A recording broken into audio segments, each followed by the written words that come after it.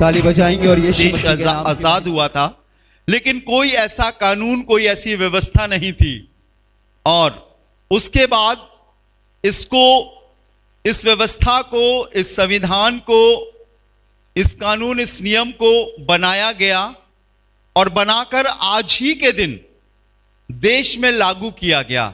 एक कार्य प्रणाली, एक कार्य व्यवस्था कि अगर आप हिंदुस्तान के बाशिंदे हो, देश के बाशिंदे हो, तो आपको क्या करना है। आपके जीवन के जो दिन आप इस देश में रहकर, इस देश के नागरिक बनकर गुजार रहे हो, तो आपको क्या करना है, किस दायरे में करना है, उस दायरे से बाहर नहीं जाना है।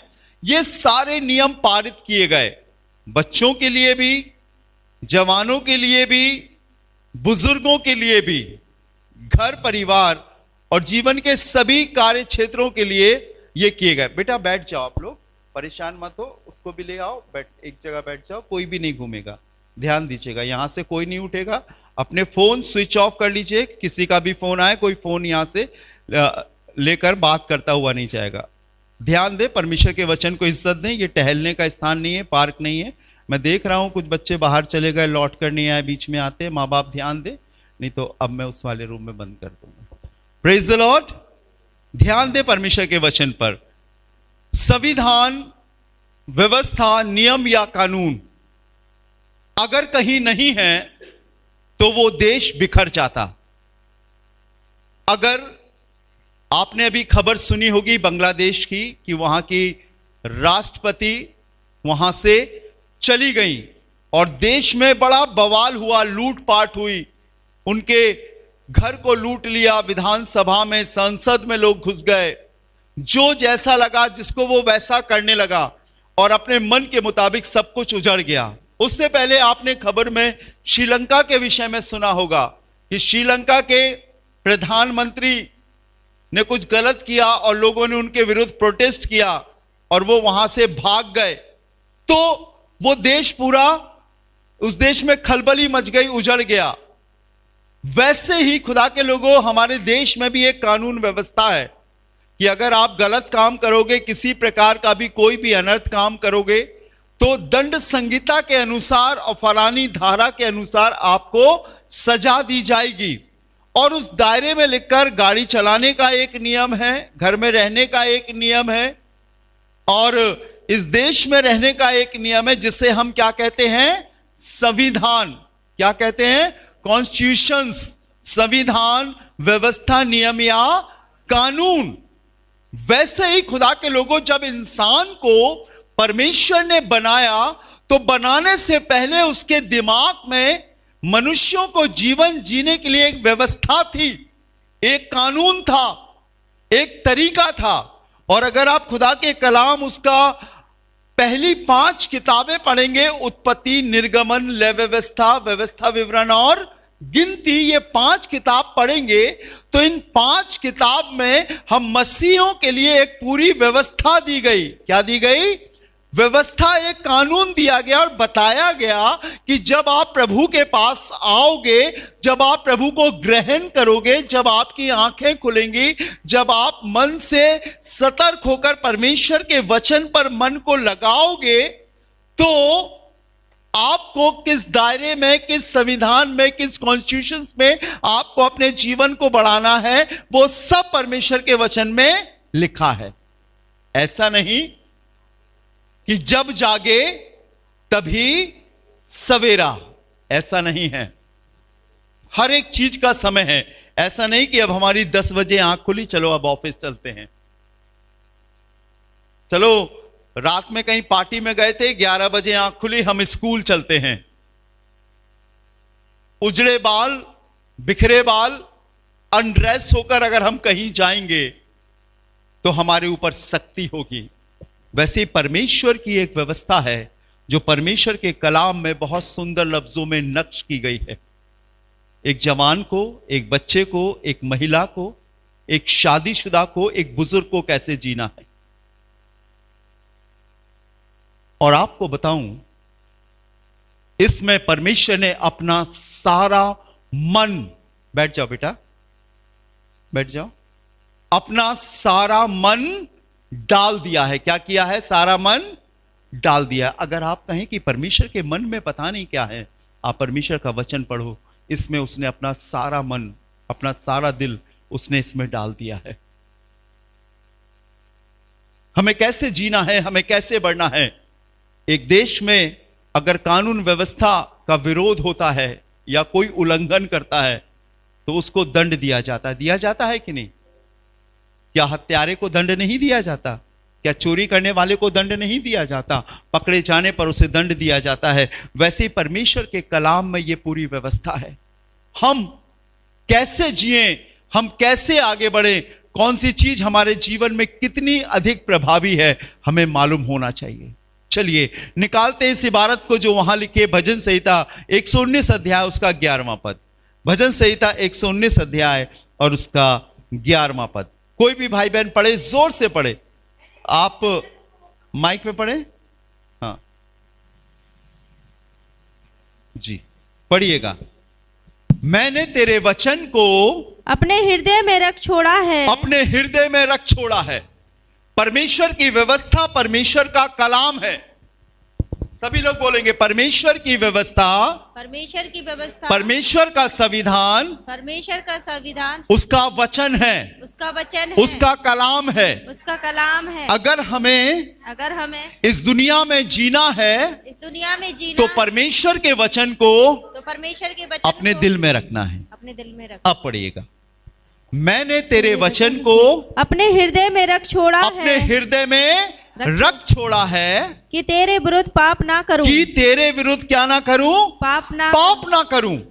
परमेश्वर की व्यवस्था के अनुसार मेरे और आपको जीने के लिए यह काम करना है कि परमेश्वर के वचन को कहां रखना है? अपने हृदय में। हृदय में। कहां पर रखना है दीदी? अपने हृदय में। हृदय में।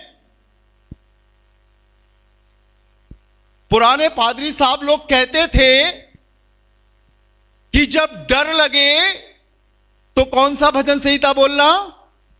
91। हाँ 91। और भजन संहिता 23 भी, यहोवा मेरा। और जब डर नहीं लगे तो उधर रख देना, और डर लगे तो फिर बोलना नहीं। अगर मैं और आप परमेश्वर के वचन को हमेशा अपने हृदय में रखेंगे, अपने मन में रखेंगे, तो हमें डरना नहीं पड़ेगा। विश्वासी कभी नहीं डरता, याद रखो। 400 साल के बाद, मैं अक्सर बताता हूं, 400 साल के बाद जब आसमान से फरिश्ता जमीन पर आया तो उसके मुंह से जो पहला शब्द निकला था वो मालूम क्या था? डरो मत, क्योंकि देखो मैं तुम्हें बड़े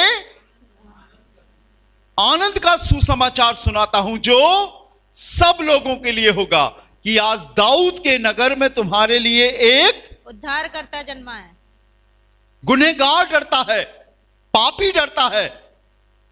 और बाइबल बताती है मैंने तेरे वचन को अपने हृदय में रख छोड़ा है कि तेरे विरुद्ध पाप ना करूं। एक व्यवस्था, एक लॉ मेरे हृदय पे लिखा है उसने कि मैं तुम्हारे हृदय से पत्थर का हृदय निकालकर मांस का हृदय दूंगा, और तुम्हारे हृदय रूपी पट्टियों पर मैं अपने कलाम को लिखूंगा। मूसा को सीने नाम पर्वत पर पत्थर की पट्टियों पर आज्ञा और व्यवस्था लिखकर मिली थी, लेकिन परमेश्वर ने हम विश्वासियों के हृदय पर लिखी है। Hallelujah, hallelujah. व्यवस्था, कानून। यहीं से सोचकर मनुष्य एक बार में पाप नहीं करता। मनुष्य पहले यहीं से सोचता है, यहां से कल्पनाएं करता है, फिर उसके बाद वो करता है। और अगर वो व्यवस्था हमारे हृदय में है तो हम पाप नहीं करेंगे। निकालिएगा एक आयत खुदा के कलाम की जो आपको मिलेगी, यूहन्ना रचित सुसमाचार उसका पहला अध्याय। जोशुआ यहोशू की किताब लगाइए बेटा, उसमें हैप्शिबा उसमें नहीं चल रहा, लगाइए। आप उधर बैठिए, उधर बैठ जाइए भैया के पास। जोशुआ चैप्टर 1 वर्स 8, यहोशू उसका पहला अध्याय और उसका 8वां पद। देखिए यहां क्या लिखा है, आपको याद होगी ये बात, मैं चाहता हूं आप पढ़ें। हैप्शिबा आयत लगा दीजिए बेटा ऑडियो सिटी में। हाँ सुनिएगा, जल्दी से जाइए, बाइबल रख दीजिए, आपकी बाइबल वहीं, हाँ अब लगाई विक्की ने जी। क्या लिखा हुआ है यहां, पढ़िएगा। व्यवस्था की ये पुस्तक, सभी लोग देखिए, जो हिंदी नहीं पढ़ सकते हैं वो ऊपर सुन सकते हैं, और जो बाइबल नहीं खोल सकते हैं वो ऊपर स्क्रीन पर देख सकते हैं। पढ़िएगा, व्यवस्था की ये पुस्तक, हाँ माइक बंद है, तेरे चित्त से कभी उतरने ना पाए, इसी में दिन रात ध्यान दिए रहना। क्या लिखा है, व्यवस्था की ये पुस्तक। कौन सी पुस्तक की बात की जा रही है? बाइबल नहीं थी उस समय जब ये बात लिखी जा रही, उस समय व्यवस्था ने बाइबल नहीं थी। बाइबल तो बहुत सारी किताबों का एक छोटा सा संग्रह है। बाइबल में कितनी किताबें हैं? हाँ 66 किताबें हैं। बुआ जी कितनी किताबें हैं? मनीषा दीदी कितनी किताबें हैं? कितनी? 62 66 नहीं 66 कितनी है? 66। नए नियम में कितनी है? 27। और पुराने नियम में कितनी है? 39। Praise the Lord. इस रिवीजन किया कीजिए, कोई पूछेगा आपसे तो आप क्या बोलोगे? ठीक है ना, यीशु यीशु तो करते हो, लेकिन यीशु मसीह की किताब के विषय में कुछ नहीं मालूम। नए नियम में 27 है और पुराने नियम में 39 है, और दोनों मिला के कितनी है? 66।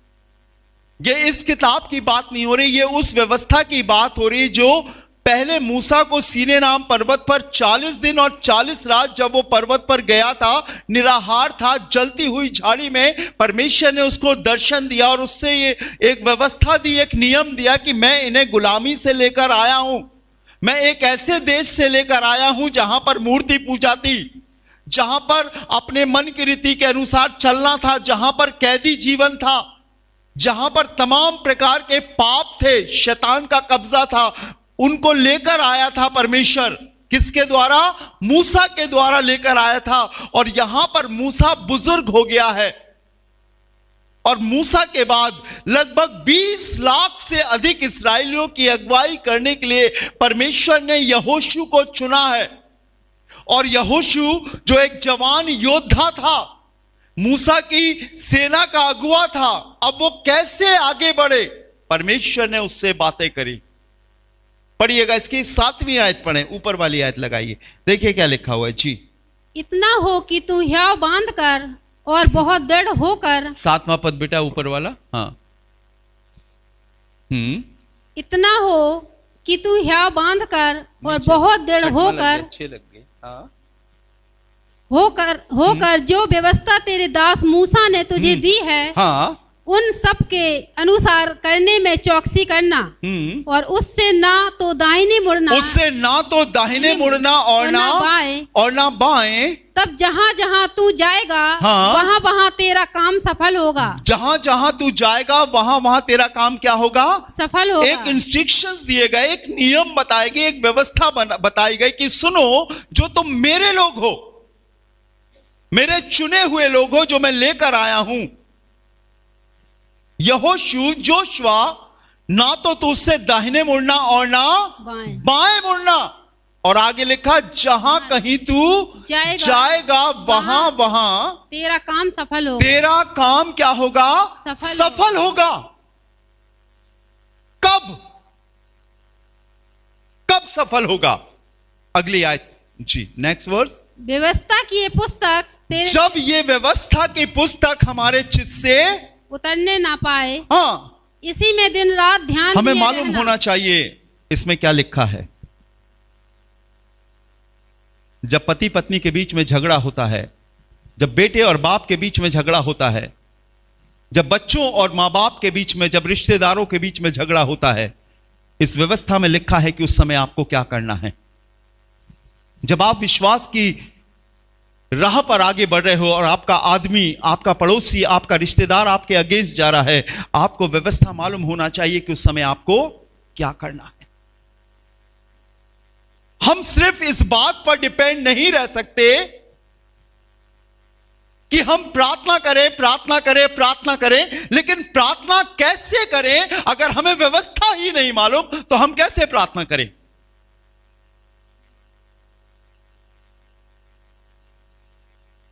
शैतान एक आत्मिक दूत है जिसे परमेश्वर ने बहुत सुंदर बनाया।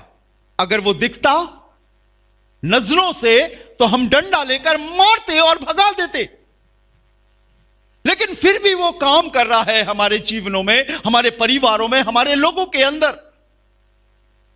अब हम उससे कैसे सामना करेंगे? इसमें व्यवस्था लिखी है।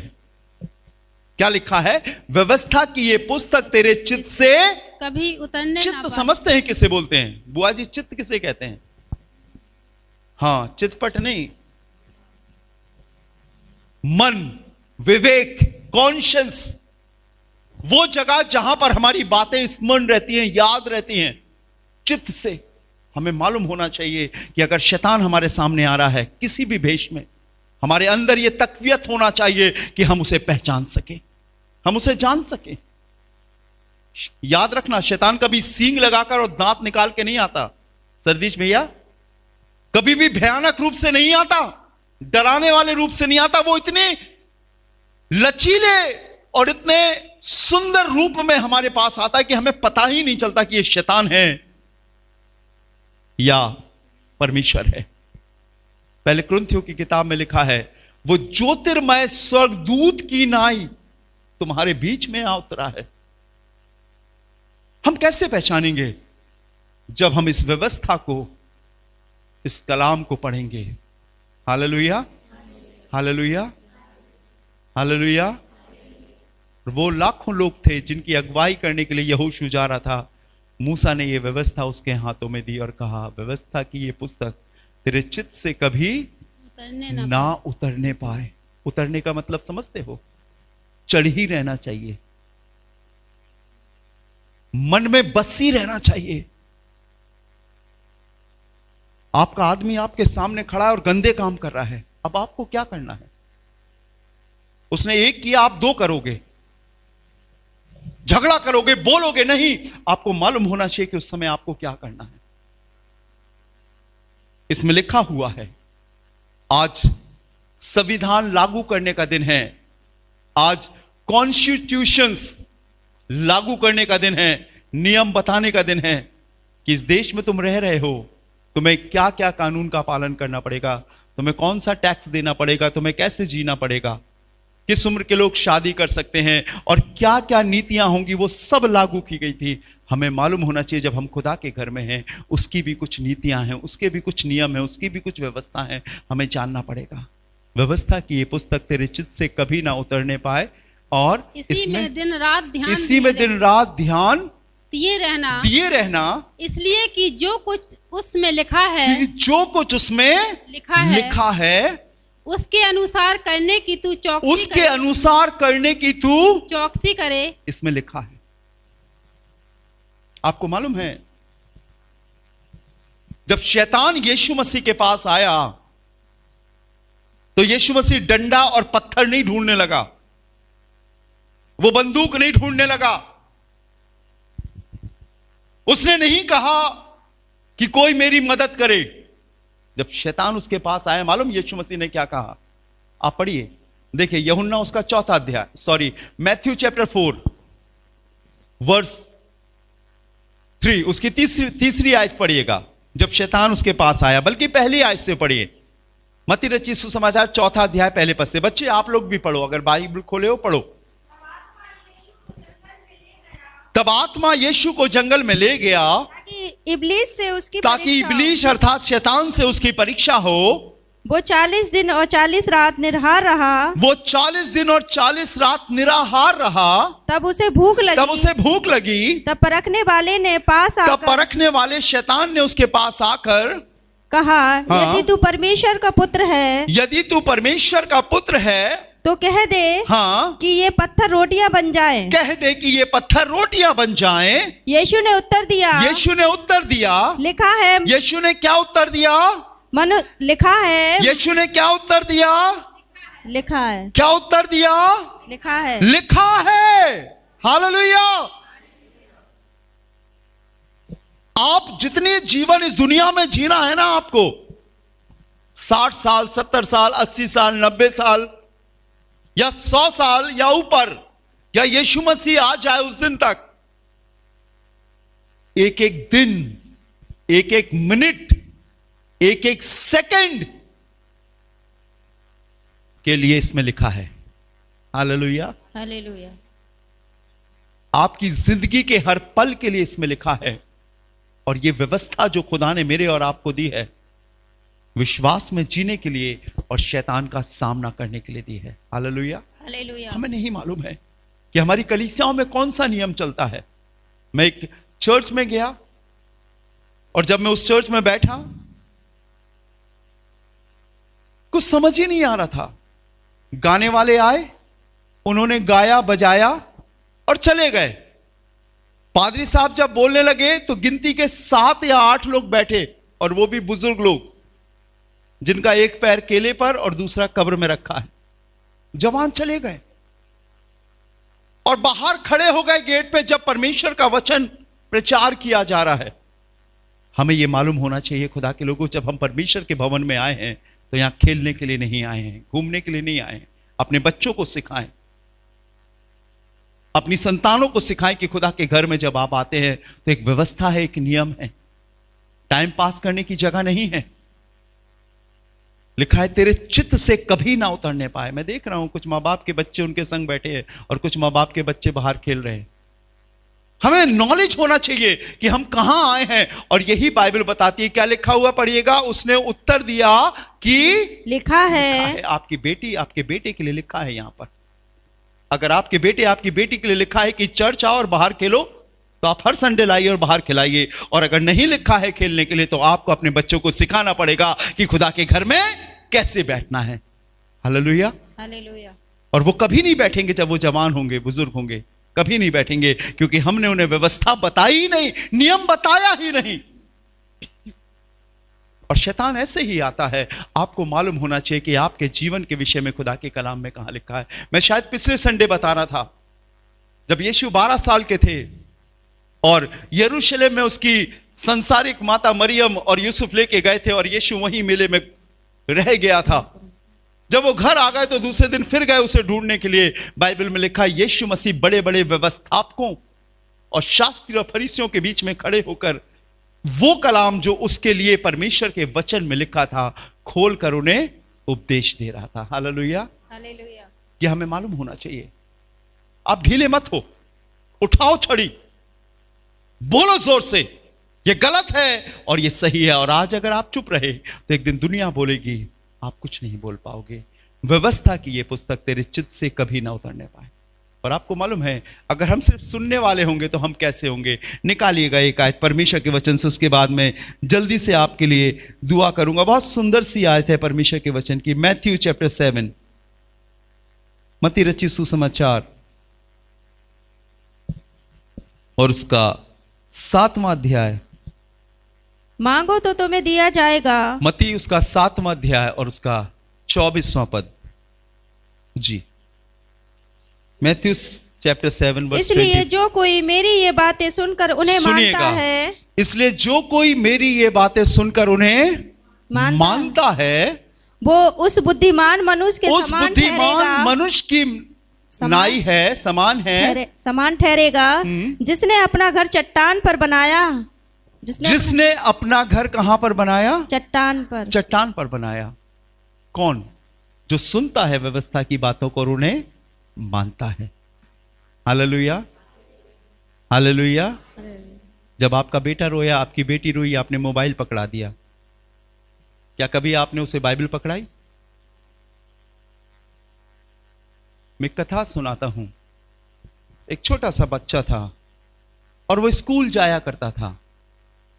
एक अच्छे स्कूल में उसके माँ बाप ने उसका एडमिशन कराया और वो जाया करता था स्कूल में और स्कूल से आया करता था। मम्मी उसकी बड़ी खुश होती थी। एक दिन जब वो स्कूल से लौटा तो उसके बैग में एक पेंसिल मिली। उसकी माँ ने बोला कि बेटा, मैंने ये पेंसिल तुझे नहीं दिलाई थी, पर तेरे बैग में कहां से आ गई?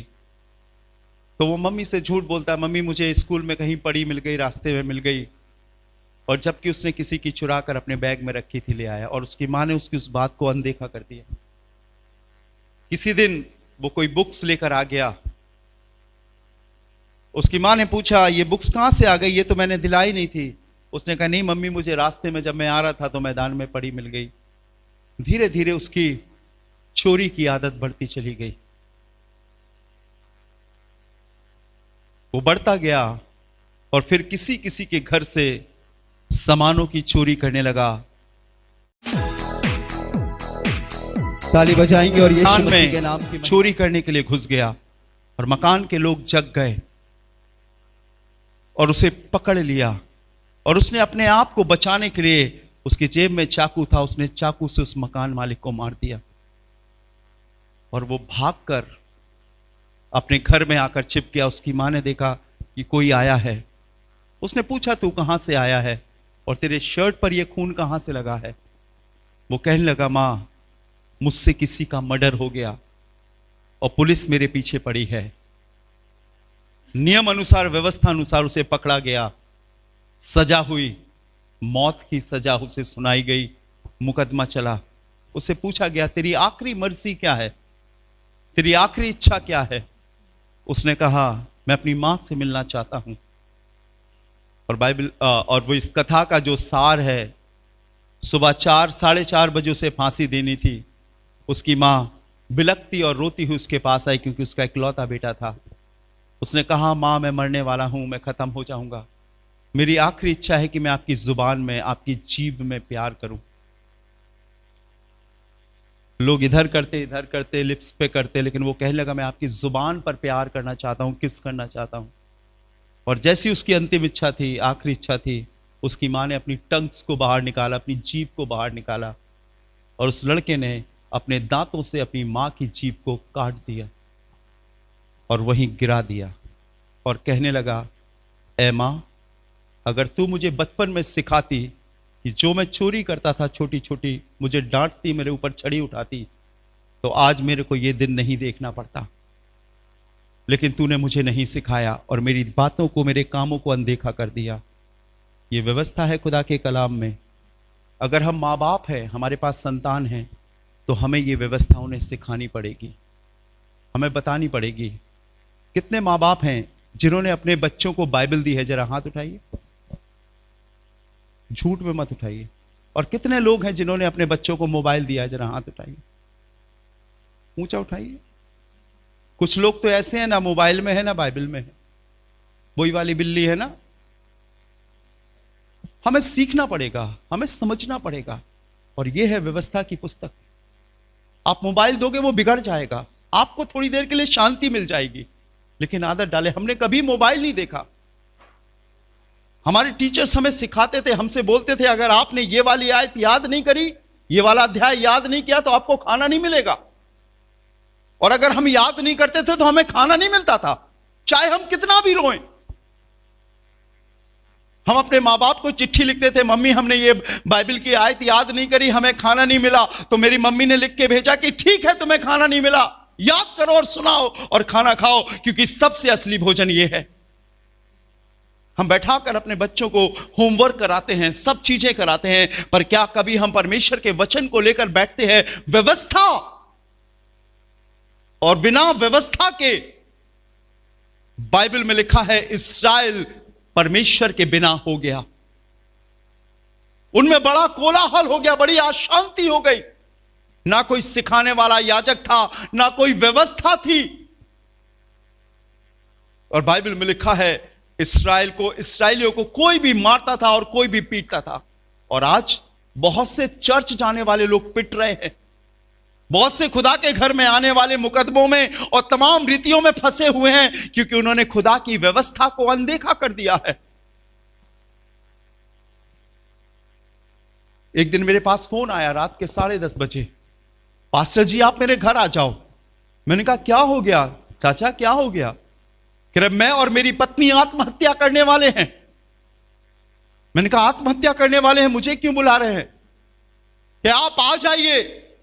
और जब मैं उनके घर में गया तो दोनों हस्बैंड वाइफ आंखों से रो रहे थे। उनके घर में 3 बेटे, हटकंडे मुसंडे, बड़े, देखने में ताकतवर, सब नॉनवेज तो ऐसे खाते हैं कि जानवर फेल है उनके आगे। हटकंडे मुसंडे, लंबी लंबी दाढ़ी और लंबी लंबी मूछें। और कहने लगे वो माँ बाप बिलक बिलक कर मुझसे कि इन्होंने हमारी जिंदगी बर्बाद कर दी। तीनों बेटों ने, लोग बेटे मांगते हैं ना, बेटों ने जिंदगी बर्बाद कर दी। मैंने कहा क्या हुआ? एक किसी लड़की को भगा लाया, एक कुछ बोलता नहीं, और एक हमेशा पीता रहता। मैं उनके बैकग्राउंड में गया। मैंने कहा बच्चा बड़ा पैदा नहीं होता, वो छोटा ही पैदा होता है। जब मैं उनके बैकग्राउंड में गया तो मुझे याद आया, मैंने चाचा से बोला, चाचा जब ये छोटा था तो आप इसके मुंह से गाली दिलवाते थे और हंसते थे। जब कोई आपके घर में आता था तो बोलते थे बोल बेटा बोल छोटू, बोल बेटा बोल छोटू। और अब वो छोटू नहीं रहा, वो बड़ा हो गया, आपसे भी बड़ा हो गया। काश उन्हें परमेश्वर का वचन सिखाते तो वो प्रभु की बातें बोलते। हालेलुया। व्यवस्था की ये पुस्तक तेरे चित्त से कभी ना हटने पाए। हमें इस दुनिया में कैसे जीना है, हमें परमेश्वर के भवन में कैसे जीना है, हमें अपने परिवार में, फैमिली में, अपने समाज में, अन्य जाति में कैसे जीना है, सब इसमें लिखा है। और अगर आज आप चूक जाओगे तो मैं आपको बताऊं, इससे खुलकर और कोई नहीं बताएगा। हालेलुया। कब संविधान लागू हुआ था? कौन से सन में? 1950 में लागू हुआ था। और अभी कौन सा सन चल रहा है? 2025। कितने साल हो गए? 76, 76 साल हो गए। आपको प्रभु के पास आए हुए कितने साल हो गए? आप देखिए, बपतिस्मा लिए हुए कितने साल हो गए? परमेश्वर के संग संगति रखते हुए कितने साल हो गए? आप इसमें से कौन कौन सी बातें मानते हैं और कौन कौन सी बातें नहीं मानते हैं? घर पर जाइएगा, मैं आपको होमवर्क दे रहा हूं, अपनी डायरी में लिखिएगा कि मैं परमेश्वर तेरे वचन की इन इन बातों को मानता हूं, और सच्चाई से लिखिएगा मैं इन इन बातों को नहीं मानता हूं। और जिनको मानते हैं मानते रहिए, और जिन्हें नहीं मानते हैं उन्हें मानना शुरू कीजिए, और जब मानने लगे तो उधर कट करते जाइए। और बाइबल बताती है जहां कहीं तू जाएगा तेरे कामों को परमेश्वर क्या करेगा? सफल करेगा। और वो उस मनुष्य के समान होगा जिसने अपना घर चट्टान पर बनाया है, बालू पर नहीं, चट्टान पर बनाया है। आप स्थिर रहोगे। आइए अपनी आंखों को बंद करें, दुआ। राजाओं के राजा, प्रभु के प्रभु, हम आपका धन्यवाद देते हैं। अगर आप और आपका कलाम ना होता, वचन ना होता, तो हम भी संसारिकता में जीवन बिताते। वही सोचते प्रभु जो लोग सोचते, वही करते जो दुनिया के लोग करते। पर प्रभु तू हमें लेकर आया है, चुना है तूने हमें।